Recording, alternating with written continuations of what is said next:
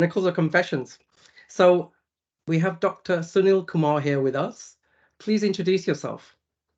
Hi, Tim. Thanks a lot for inviting on this podcast. I have watched all of them so far, what you have prepared. They are wonderfully, I would say, brilliantly done. So I'm Sunil Kumar, co-founder and MD of Sam Corporate. We are the global fintech expert specializing in EPM space.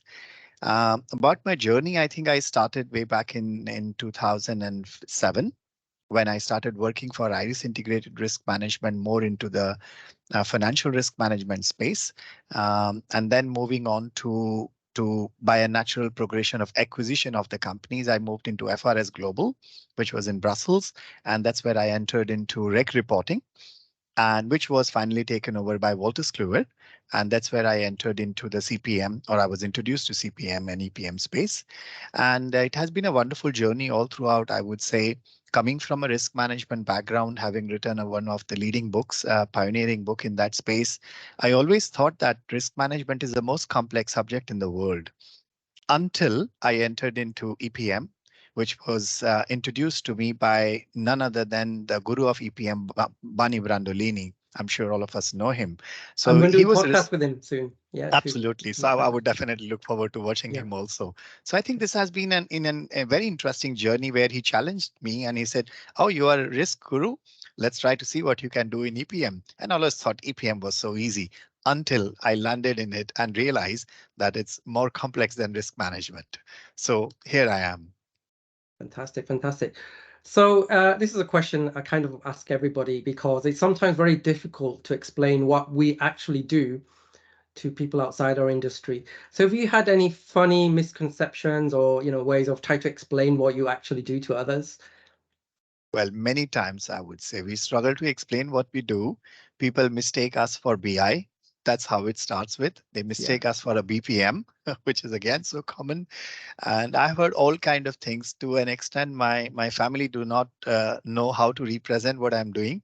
So when they are asked about what is Sunil doing, so now they have found a way. If they have a techie person in front of them, they'll say, "Oh, he's a finance wizard. He does something in finance."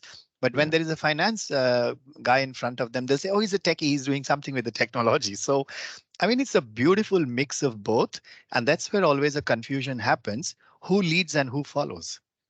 So Sure. I'm still not sure whether EPM world is led by finance and followed by technology, or led by technology followed by finance. There is a beautiful mix of both of them, and that makes it humorous, difficult to explain as to what we do.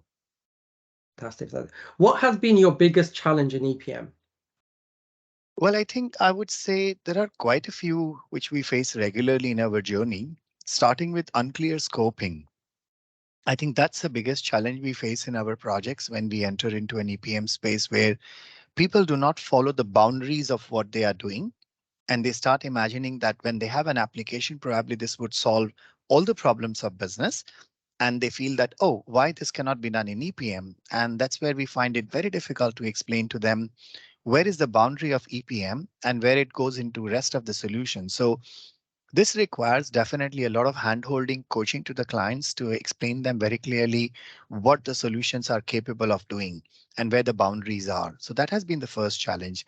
The second, which is always a challenge, and it's a positive challenge, I would call it, where client, when they start interacting with us during implementation, they realize the potential of the application layer by layer. When they start getting deeper into it, they start, oh, wow, brilliant. This can be done. I never realized that. And that's where you have a scope creep, expansion of the scope, timeline. And these are the typical challenges, I would say. And the last one, of course, is always on unrealistic timeline, which Mhm. we face in the Middle East, which is so common. The client would take about 6 months to decide and will say, oh, can the solution be ready in a month's time? Oh, So wow. Yeah, that's a typical kind of a challenges we face, I would say. sure, sure. So I'm sure you've had many success stories, but what would you say? Would you share one with us which you're really proud of? Well, one would be a gross misjustice, I would say, to to the rest of it. But Yeah. let me give you a one or two, I would say. So Sure. we had a project here in the Middle East, one of the largest one, I would say, with 70 plus entities and about 350 BUs. Wow. Now that's quite massive. And what the client has finally finally wish to do is they want to do a consolidation on both. So doing a consolidation only on an entity is, of course, we can do it. If you want to do it only at the BU level, you can do it. But when you cross both of them and you create a permutation combination of 70 plus entities and 350 plus BUs, and you want to do a consolidation of that, knocking off intercompany, that becomes an enormously challenging task. And we did this project thanks to my colleagues at PwC. We Right. did this project successfully well. It's live, and we really are very proud of that because it's one of the most challenging projects in the world of EPM, I would say. And then we had another project in France where the client said your regular engine rules does not work in France. Says, uh-oh, so what do you want us to do? They said, you rewrite your engine. Now you cannot rewrite an engine in calculation, in the EPM. Oh, So finally, what we did is we wrote some codes on top of the existing EPM application, and we changed the calculation to meet the French requirement. And this right. was, I think, another interesting one which we did. So I think there are quite a few, Tim, I would say, success Sure. stories, but Fantastic. these two stand apart. Sure, These two sure. stand apart. So what's the most rewarding part of your career or EPM that you feel that you say? I think the best part of our journey in EPM is trying to find solutions to the real complex problem which client does not have a clue on how it can be sorted out. I mean, to an extent, honestly, at one point of time in my career, being a techie from IIT Bombay, I always felt Right. that every problem can be solved with a technology. I had that kind of, uh, I would say, arrogance in me. That melted down a little bit after I started working with EPM, and I realized that there are challenges which just cannot be solved by pure technology. I mean, this was a realization that I had after spending 20 years into technology and finance, where I said, oh no, this kind of minority structure, you just cannot write simply by a code. You have to have a knowledge on what subject you are dealing with. So I think what is most interesting in EPM and rewarding for us is that human intelligence is Mhm. so critical in this. Domain knowledge is so centric to what you are doing. And technology is, of course, an enabler to perform what you are doing. And that's most satisfying in our journey to the EPM, I would say. Fantastic, fantastic. So another kind of quirky question. Have you have any funny moments in your career or EPM that you can share with us? Well, I think there were quite a few, I would say, but the most interesting one, I had a client who was a conventional businessman based out of Middle East here. When we started the project, the owner of the company, who was 75, 80-year-old gentleman, he showed us a bunch of papers and he said, "Sir, can you put this into machine and take this data and it start working?" I said, "Brilliant. Let's Yeah. try doing that." Oh, So wow. Yeah. I think all kind of, misconception, all kind of different expectations, this Mm. come during our journey, I would say. Yeah. I guess you run one of the most successful EPM consultants, if not in the Middle East, in the world. You've done it really well. What inspired you to open it, or what motivates you to start your own company? I think this starts with my 5-year tenure with Wolters Kluwer. So when I was working for Wolters Kluwer managing the Middle East business, what we realize is that these solutions which are top of the range, top of the Gartner Chartist ranking, brilliant solutions, I would say. I mean, Yeah. millions of dollars have been spent on preparing it. There is a large team of people who are building it. But when it comes to implementing, they shy away from it. And this was a reality which we noticed during the period. So that's where I think me and my manager, Mark Gillis, who is my co-founder and dear friend Sure. in Sam Corporate, we thought there is a gap in the market and there is a requirement for knowledgeable technical people who can come in and give Mhm. that confidence to the client to implement these kind of complex softwares. So Yes. I mean, if you look at it, this is not like ERP. No. This is not like any other CPM or sorry, CRM solutions. This is very niche, domain-centric, knowledge-based applications where You cannot have just a techie sitting there and coding something and it works. Hmm. You require a beautiful mix of subject matter expertise, domain knowledge, finance knowledge, accounting knowledge, combined with the technology. And that's where I think we felt that there is a need, a requirement for something, especially in the area where Sure, I operate, starting from Middle East, where there were literally no companies. And I'll give you a real anecdote how it started, in fact, our own company. So I was sure. spending time with Bani Brandolini in Italy, in Lucca, and he told us that they have tried twice opening up something in Middle East. It did not work. Right. Primarily, the reason was because these were only techies. Sure, sure. So he wanted some really knowledgeable, intelligent people, team who can build up, take up this role and deliver successful projects. And I think that's our success. So if I look back now, the journey has been beautiful, Tim. It's Hmm. about 9 years. We are in 70 plus FTEs with 70 plus projects.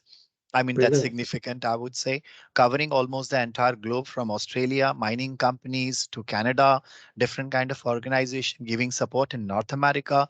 I think we are very well placed in terms of what we are doing.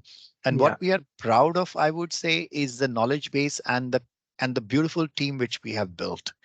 And sure. this, I think, has come out as a beautiful reward with Transworld, who is our current investor, recent investor in us, with Sure, Ramesh Ramakrishnan as the chairman. And we sure. have quite a few marquee senior board members who have joined us in this journey to give us that right direction. So I Completely. think what transpired and what is successful is what it is here. And I'm so proud of my entire team, including, of course, Shalini, who is my right hand. And I have a team of beautiful consultants, and we all work like a very close knit organization. Thank you. Yeah. So as you know, our industry is very competitive. There's a lot of vendors, and there's consultancies. There's also, uh, you know, very good consultants out there. How do you keep track of trends, or competition, or things that's going around, or even bright stars that could join your company? I have a very simple answer to this. I just follow a gentleman whom I really love and adore. He's called Tim Ahmad. I follow him on LinkedIn. Brilliant. I think if I follow brilliant guys like you, I sincerely I follow all of you, I would say. I mean, you are one of them, Tim. I'm really glad to know you. I mean, these are the torch bearers, I would say, in our EPM world. There are a few of them, I would call it. And these are the people. So I follow very closely Brani Brandolini. Right. Follow very closely you. I follow a few more leaders in our industry. So these keep me abreast of what's happening. I, of course, have a regular interaction with the parent companies, which are like Tagetic, OneStream, Fluence, and we are with quite a few of them. In addition to that, of course, regularly attending some webinars which are Yes. hosted. That keeps, of course, the knowledge up to date. And this we ensure that the team also does it. So we have a practice of following that entire team does this kind of follow-ups, and they also follow these leaders, and that's where they build up their common knowledge in the organization. Fantastic. No, I've known you for some years, and you're very passionate about newcomers in our industry and novices trying to learn, and like myself, really. What's your advice to them now? Well, I think the first thing they have to understand is that no solution is 100% perfect. So don't start with an idea that if I know one solution, I would know everything. There is no solution which will ever meet 100% requirement of a client or a project. You need to keep your mind and ideas open, learning more and more, and trying to find out the best. The gap needs to be addressed. And that's where, as an intelligent EPM consultant, where you should focus on is on identifying the gaps in the software and how these gaps can be filled in. What everybody does potentially is learning what is already available. And that's where there is a layer which is always available, who knows what is available. But then those who go beyond that are people like you, I would say, for example, who have done projects where a solution cannot deliver, but a consultant can deliver. Sure. So I think for the newcomers, my suggestion would be to constantly keep learning more and more solutions, not stick to one, because there are quite a few in the market, and the industry is getting rich and rich every day. So that's my constant advice to them. Fantastic, fantastic. So what do you envisage in the future of EPM in the next 5 years or so? Brilliant question, I think, Tim. So I recently attended a conference in Berlin just last 2 weeks back, and the entire 3 days were focusing on AI ML into EPM. So recent. I mean, the question is resonating now when you're talking about it. Hmm.